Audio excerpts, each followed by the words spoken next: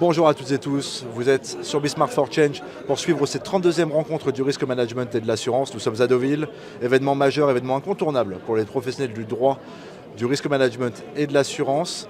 On continue effectivement notre tour d'horizon des professions et des spécialistes, des artisans du risque. Et pour ce faire, j'ai le plaisir d'accueillir à mon micro deux représentants du MEDEF. Merci à vous messieurs d'être des nôtres. Bonjour. Alors, à ma gauche, Xavier Migeot, délégué général du MEDEF Ille-et-Vilaine. Bonjour Xavier, bonjour. Merci d'être des nôtres. Et à votre droite, Valentin Gervy, délégué général du MEDEF de Sèvres.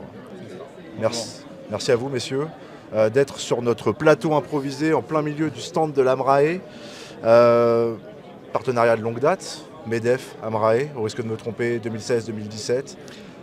Oui, exactement. En fait, le point de départ, c'est nous, on a des adhérents essentiellement qui sont des PME ETI, qui n'ont pas de gestionnaire de risque, qui font la gestion des risques quotidiennement dans leur tête avec leurs collaborateurs, mais pas d'outils structurés. Et de l'autre côté, l'AMRAE spécialise des risques, mais qui ont comme adhérents des grands groupes avec des managers de risque. Donc le point de réunion, c'est ça. C'est nous, on apporte la réflexion des PME ETI et on monte un groupe de travail pour élaborer une méthodologie totalement adaptée. De l'autre côté, l'AMRAE apporte son savoir, son comité scientifique, sa validation, et ça consolide en fait un dispositif qui, depuis 2017, fonctionne très bien et qu'on passe à nos adhérents. Et l'année suivante, lancement de macartedesrisques.fr. Donc macartedesrisques.fr, la promesse c'est quoi? C'est tout simplement dans le même espace-temps, pendant une demi-journée, un chef d'entreprise accompagné de son comité d'audit, de son directoire, de ses collaborateurs les plus proches, et on lui scanne 7 univers de risque dans le même espace-temps et on le challenge et on travaille avec lui pour que lui identifie les risques, les cote et que derrière il a un outil stratégique pour bien comprendre où sont ces points douloureux et ce qu'il est utile de mettre en place en termes de plan de traitement. À cet égard, c'est vraiment un usage de bonnes pratiques dans le cadre de ce partenariat, surtout bénéfique aux PME, TPE et ETI qui sont les plus vulnérables au risque de me tromper. Très clairement, et on le voit, on a réalisé plus de 400 cartos depuis, ça se développe, c'est parti des Deux-Sèvres. On le développe dans un certain nombre de territoires. Le MEDEF national supporte complètement cette démarche et la reprise à son compte dans le cadre d'un partenariat avec l'AMRAE. Donc voilà, et c'est vraiment au service de nos adhérents, c'est vraiment au service des chefs d'entreprise, de PME, de TI, qui à partir de là ont une identification beaucoup plus claire, dont peuvent anticiper, travailler et avoir une gestion positive. À cet égard, j'aimerais effectivement qu'on les identifie ensemble, ces risques aujourd'hui auxquels se confrontent les PME, TPE et ETI. Donc quels sont aujourd'hui les principaux risques rencontrés par ces dernières ? Alors les risques, ils sont protéiformes, à la manière des crises que l'on traverse aujourd'hui. Il y a un risque qui reste très important, qui est dans une PME, dans une ETI, c'est le risque RH, et puis particulièrement le risque de l'homme clé, de l'homme ou de la femme clé, qui un jour a un problème et qui, du jour au lendemain, l'entreprise ne peut plus compter sur cette personne et ça désorganise foncièrement, ça peut mettre en danger l'entreprise. Ça, c'est un des nombreux risques.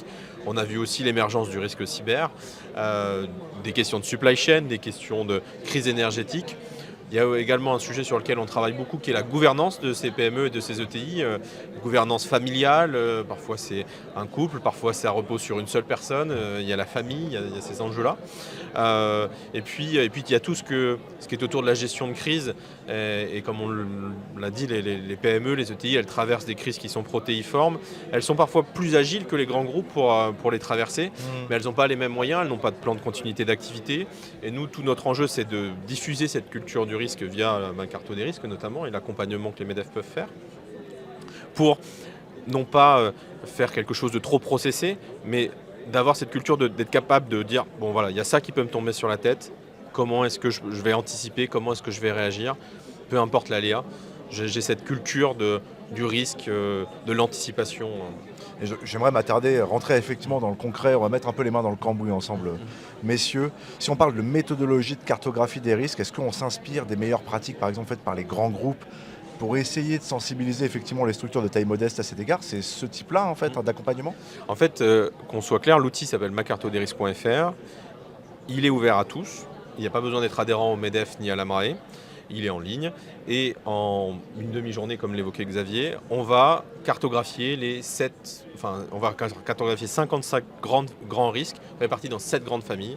Une famille stratégique, financière, cybersécurité, tout ce qui va être opérationnel, supply chain, tout ce qui va être lié au RH, tout ce qui va être lié à la réglementation. si j'ai pas oublié. Voilà, ce sont les 7 grandes familles.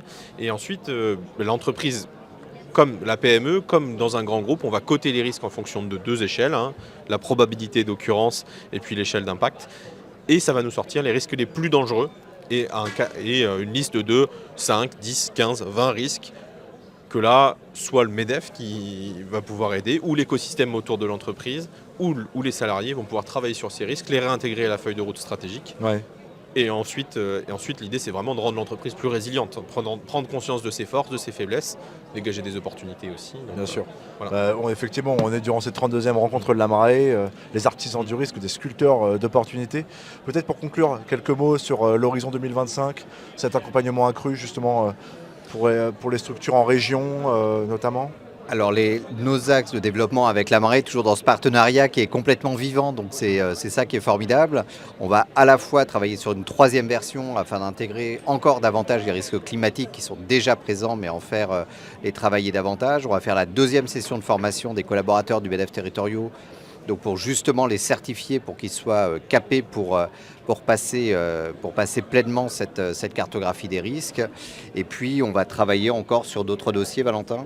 Une petite exclue pour Bismart. Allez. Et en fait, l'idée aujourd'hui, Aujourd'hui, la plateforme permet d'avoir un rapport des risques. Et là, l'idée, c'est d'embrayer sur le plan de traitement, c'est-à-dire d'avoir un canevas de plan de traitement que l'entreprise, que la PME puisse, avec ses collaborateurs, dire « Ok, j'ai identifié mes risques, désormais, c'est là où je dois mettre des efforts, des ressources, et j'ai mon canevas pour pouvoir avancer sur le sujet. » Et on va automatiser cette phase-là, c'est-à-dire le passage de la carto au plan de traitement. Exactement. Merci à tous les deux. Merci. Messieurs, merci pour votre temps sur notre antenne. Merci à toutes et tous pour votre fidélité. Vous restez avec nous sur Bismart et bismart.fr pour suivre cette 32e rencontre du risque management.